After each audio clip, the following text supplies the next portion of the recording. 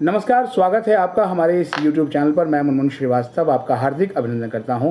दिल्ली विश्वविद्यालय में दाखिले की प्रक्रिया अपने अंतिम चरण पे है और दिल्ली के जो आउटस्कर्ट पे कॉलेजेस हैं वहां पर कहा जा रहा है कि कुछ सीटें खाली बच रही हैं और इस साल भी ऐसा लग रहा है कि दिल्ली विश्वविद्यालय में सीटें खाली रह जाएंगी। हमारे साथ बात करने के लिए मौजूद हैं अदिति कॉलेज की प्रिंसिपल डॉक्टर ममता शर्मा। आइए उनसे बात करते हैं कि मैम उनके कॉलेज में क्या स्थिति है। स्वागत है हमारे चैनल पर मैम। धन्यवाद मुनमुन जी। अदिति में आपका स्वागत है। जैसा कि आपने मुझसे पूछा कि इस साल हमारी जो एडमिशन रही वो किस तरह की रही, कुछ कोर्सेज़ हैं जहां पर चैलेंजेस आए, बाकी कुल मिलाकर एडमिशन्स ठीक हुए। मैं आपको आंकड़ा देना चाहती हूं बीकॉम ऑनर्स का। बीकॉम ऑनर्स में हमारी सैंक्शन स्ट्रेंथ जो है वो है 68 की और हमारे यहाँ 52 एडमिशन्स हुए after the final payment. This is the final payment status. BCom की 56 सीट्स में से 41 फिल्ड हैं। और जहाँ तक बात है इस साल की एडमिशन पॉलिसी की, जो कि लास्ट ईयर भी फॉलो हुई थी, ये पॉलिसी जो स्टूडेंट है उसको चॉइस देती है और चॉइस अपग्रेडिंग की देती है। और यही इस पॉलिसी की ब्यूटी है, जिसके थ्रू बच्चा अपनी जो ड्रीम है वो अचीव करता है। इसमें जो ग्रेडिंग का एक ऑप्शन है वो अच्छा ऑप्शन है और उसके थ्रू फाइनल स्टेटस जो आया है वो ये है। एडमिशन्स कम हुई हैं, कुछ कोर्सेज़ में कम हुई हैं, ये एक रियलिटी है, बट इसके ऊपर हम लोग पुनर्विचार कर सकते हैं, जिसमें मेरी ये सजेशन है। ये हमने पायलट स्केल पे इस बार किया था, जो नेक्स्ट ईयर हम लोग और अच्छे स्केल पे करेंगे। हम लोगों ने अवेयरनेस ड्राइव करी थी, जिसमें अंडर द सेंटिनरी विलेज, जो जॉन्टी विलेज हमें मिला था, उसमें हमारी यहाँ की छात्राएँ घर घर गईं और वहाँ पर जो प्रोस्पेक्टिव स्टूडेंट्स थे जिन्होंने इस साल एडमिशन लिया, उनको गाइड किया कि फॉर्म कैसे भरा जाता है। CSAS की जो स्टेज होती है वो बहुत इंपॉर्टेंट स्टेज होती है, जहाँ पर बच्चा अपनी चॉइस भरता है। हालांकि चॉइस के ऑप्शंस इस तरह के हैं कि बच्चा at the end of the day भी हर चीज़ के लिए एलिजिबल रहता है, बट इसको और अगर गाइडेंस मिले तो उस अप्रोच को वो और पॉलिश कर सकता है। और वो हमने अदिति महाविद्यालय में पायलट स्केल पर जॉन्ती विलेज में किया और उसका रिजल्ट भी हमें मिला। लास्ट ईयर के कंपैरिजन में इस साल एडमिशन्स भी अच्छे हुए और ये हमारा उन्नत भारत अभियान और एक हमारे यहाँ पर कॉमन सर्विसेज सेंटर खुल रहा है, जिसके लिए मैं अपनी गवर्निंग बॉडी का बहुत बहुत धन्यवाद करना चाहती हूँ। ये ministry of electronics and information technology के थ्रू है, जहाँ पर UGC का मैंडेट के है इसके ऊपर। और मैं बहुत it's a matter of pleasure for me to announce कि Aditi Mahavidyalaya is the first college in university of Delhi to have this centre. और इसके थ्रू हम लोग कम्युनिटी में जो भी UGC के ई-रिसोर्सेज हैं और उनको भी मैंने रिक्वेस्ट भी किया है कि नेक्स्ट ईयर हम लोग एडमिशन में भी उनकी हेल्प लें, ताकि हम बच्चों को एक स्पॉट पर, जहां हमारे एकेडमिक काउंसलर्स भी रहेंगे, जो टीचर्स हैं, हमने एक टीम बना ली है क्योंकि हमने एडमिशन प्रोसेस को रिव्यू किया है और वहाँ पर हमने ये डिसाइड किया है कि नेक्स्ट ईयर हम लोग एक काउंसलिंग कमेटी बनाएंगे, एकेडमिक काउंसलिंग कमेटी, जहाँ पर CSAS की स्टेज पर ही बच्चों को गाइड करेंगे। और एक और मेरी सजेशन ये है कि जो स्कूल एजुकेशन है और हायर एजुकेशन है, इसमें एक कोलैबोरेशन रहे और जो 12th के स्टूडेंट्स हैं, जो आने वाले साल के प्रस्पेक्टिव हायर एजुकेशन के स्टूडेंट्स हैं, उनको ट्रेनिंग दी जाए कि किस तरह से अवेयरनेस कैंप्स लगे, कुछ वर्कशॉप्स हों जहाँ पर फॉर्म हम कैसे भरते हैं उसके बारे में उन्हें जानकारी दी जाए। और ना सिर्फ कम्युनिटी में बट हायर एजुकेशन इंस्टीट्यूट्स पहुँचे, कॉलेज में भी और वहाँ स्कूल में, और वहाँ वो 12th के बच्चों को भी गाइड करें कि उनके लिए क्या क्या कैरियर ऑप्शंस और दिल्ली यूनिवर्सिटी में एडमिशन्स कैसे होते हैं, इसके बारे में उन्हें जानकारी दी जाए। मैम, ये तो CUET 2024 के लिए हो गया जी। जो अभी जो फिलहाल जो कंडीशन है, जैसे विड्रॉल्स हुए हैं, लेकिन जैसे फाइनल स्पॉट राउंड के बाद जो है आपने भी माना कि आपके कॉलेज में भी कुछ सीटें खाली हैं जी, तो क्या इन सीटों को भरने के लिए अभी भी कोई मैकेनिज्म अपनाया जा सकता है? हम लोग आपके चैनल के थ्रू एक रिक्वेस्ट ज़रूर करना चाहेंगे कि अगर हमारा किसी तरह का एक सुपर राउंड आ जाए, जिसके थ्रू हम लोग को चॉइस मिले कि हमें ज़्यादा बच्चे मिलें और उनको हम लोग गाइड करके आगे के लिए उनको हायर एजुकेशन के सिस्टम में लेकर आएँ।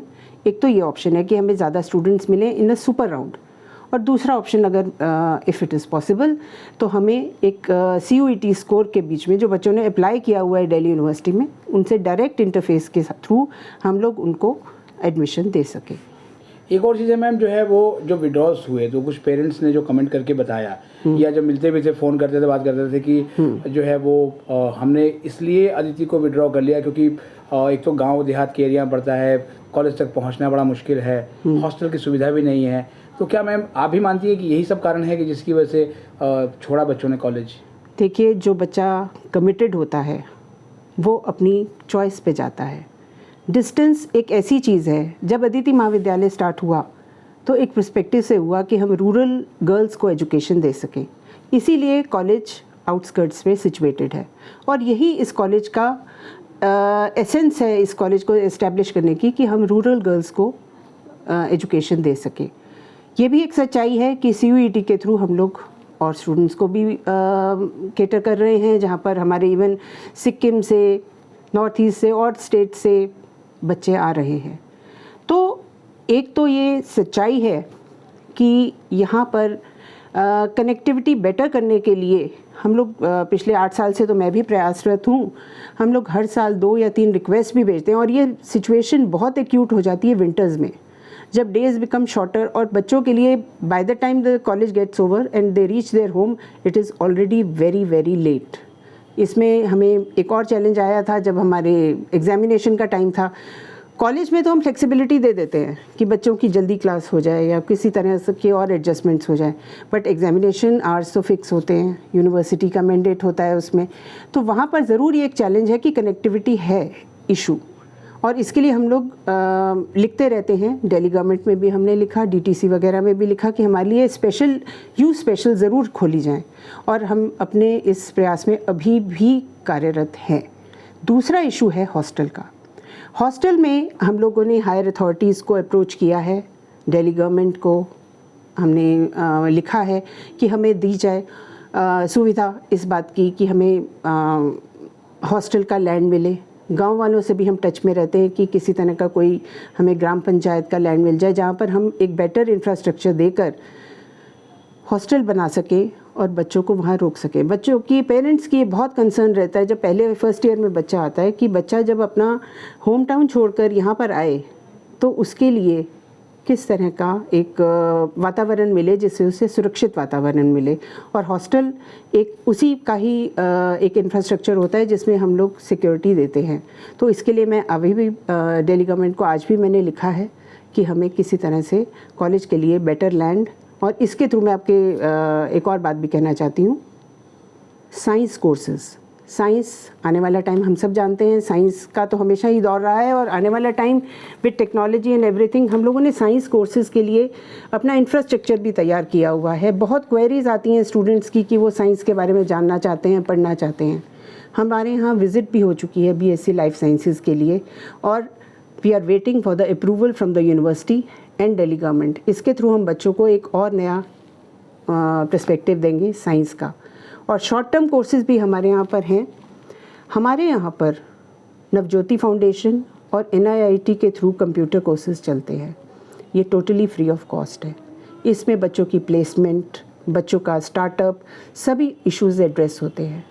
और अभी हमने CDC के अंडर भी एक MOU साइन किया है जिसके थ्रू हम लोग एक और आयाम स्टार्टअप को देने वाले हैं। अदिति महाविद्यालय पहला यूनिवर्सिटी का कॉलेज है जहाँ पर हमारा वर्चुअल स्टार्टअप सेंटर खुला था, और यहाँ पर अदिति महाविद्यालय की कुछ यूनिकनेस है जिसके बारे में मैं ज़रूर शेयर करना चाहूँगी। Aditi Mahavidyalaya is the first college जहाँ पर वुमेन हाइजीन को ध्यान रखते हुए पहला free sanitary napkin vending machine खोला गया, और इसके थ्रू हम लोगों ने यूनिवर्सिटी में ये एक एग्जाम्पल सेट किया कि किस तरह से हम लोग वुमेन हाइजीन पे बात करते हैं। एक मैम जो है वो आपकी छात्राओं से बात कर रहे थे तो उन्होंने जो है एक सवाल उठाया कि कॉलेज में जो टॉयलेट्स हैं वो थोड़े से साफ़ नहीं हैं और कुछ इंफ्रास्ट्रक्चर की भी कमी है, और कुछ दिक्कतें हैं उनको, लाइब्रेरी में पुरानी किताबें हैं। तो क्या आप इन इश्यूज़ पे भी काम कर रहे हैं? क्या हाइजीन की दिक्कत है मैम? ऐसी हाइजीन की कोई भी दिक्कत नहीं है। मैं आपसे रिक्वेस्ट करूँगी, और अगर हेल्प आपको दूंगी मैं, आप यहाँ के वॉशरूम्स में विज़िट करवाइए, देखिए किस तरह की दिन में 3 बार सफाई होती है वॉशरूम में, प्रॉपर चार्ट मेंटेन होता है, सफाई यहाँ पर रहती है। हाँ, ये ज़रूर बात है कि कंस्ट्रक्शन होने की वजह से जो धूल मिट्टी अभी आसपास है वो तो कंस्ट्रक्शन के साथ आती ही है, और इसके लिए जैसे ही इंफ्रास्ट्रक्चर, बिकॉज हमारी अभी नेक विजिट भी लाइंड अप है, तो इंफ्रास्ट्रक्चर को डेवलप करने के लिए कुछ दिन का ये चैलेंज तो सभी लोग मिलकर झेल रहे हैं कि भाई हाँ, इसके बाद एक हम बेटर इंफ्रास्ट्रक्चर दे सकेंगे। लाइब्रेरी की जहाँ तक बात है, लाइब्रेरी में हमारा एक नई तरह की बातें हम लोगों ने यहाँ पर इंट्रोड्यूस की हैं, जो सारी हम लोगों ने लिखा है अभी दिल्ली गवर्नमेंट को डिसेबिलिटी सेंटर के लिए, RFID के लिए, और इसके अलावा हमारा कोहा सॉफ्टवेयर के थ्रू हम लोग बच्चों को इशू रिटर्न ये सब होता है, पूरा मैनेजमेंट है, लाइब्रेरी ऑटोमेशन हो चुका है कॉलेज में। और पुरानी बुक्स का जहाँ तक सवाल है, वो हम स्टेप बाय स्टेप उनको रीड ऑफ करवा रहे हैं, गवर्निंग बॉडी में रखकर उन्हें राइट ऑफ करा कर, एक प्रोसेस होता है। देखिए, पुरानी किताबें, एक तो मैं मानती हूँ किताब कभी भी पुरानी नहीं होती है। जो डेटाबेस किताबें हैं उसके लिए हमारा NGO के साथ टाई अप है, जहाँ पर हम लोग उन्हें रिसाइकिल कराकर उन पेपर्स के थ्रू हम लोग स्टेशनरी आइटम्स बनवा रहे हैं। ये MOU हमारा 2019 से चल रहा है। तो पुरानी बुक्स जो डेटाबेस्ड है उनको हम इस तरह से रीड ऑफ कराते हैं। फिर हमारा टाई अप है DPL से, जो यहाँ की बुक्स की रिक्वायरमेंट है वो हम लोग, एक बहुत यूनिक प्रैक्टिस है हमारे यहाँ पर, हम लोगों ने ओपन लाइब्रेरी सिस्टम भी एक ओपन किया है जो टोटली स्टूडेंट मैनेज्ड है। यहाँ पर आउटडोर लाइब्रेरी में बच्चे वहाँ रहते हैं, उस लाइब्रेरी को मैनेज करते हैं, और उसके थ्रू एक स्टूडेंट एक किताब वहाँ लेता है तो अपने साइड से एक किताब वहाँ रखता है। ये भी अपने आप में एक यूनिक एक्सपेरिमेंट अदिति में हुआ है। और लाइब्रेरी में बिल्कुल अपडेटेड सारी चीज़ें हैं, सारा डेटा है। मैम, आपने RFID की बात की, तो जनरली आई कार्ड जो है RFID बनते हैं स्कूलों में, हम देखते हैं जी, ठीक है। तो क्या यहाँ भी बच्चों को इसी तरह के आई कार्ड की सुविधा देने की शुरुआत करने वाले हैं? शुरुआत हो चुकी है ऑलरेडी, बस इशू करने की बात है। वो हमारा ऑलरेडी एक ऑर्गेनाइजेशन है, उनसे टाई अप हो गया है। और एक मैम जो है वो जो जर्नलिज्म के कुछ बच्चों ने कहा है कि उनको एक्सपर्ट टीचर पढ़ाने नहीं आते हैं, उनको इंटर्नशिप का मौका नहीं मिलता है, तो क्या ये बात, इसमें कितनी सच्चाई है? मैं यहाँ 2015 से हूँ, और यहाँ पर हर साल स्पेशल लेक्चर्स ऑर्गेनाइज होते हैं जिसमें डिफरेंट एक्सपर्ट्स डिफरेंट फील्ड्स के आते हैं।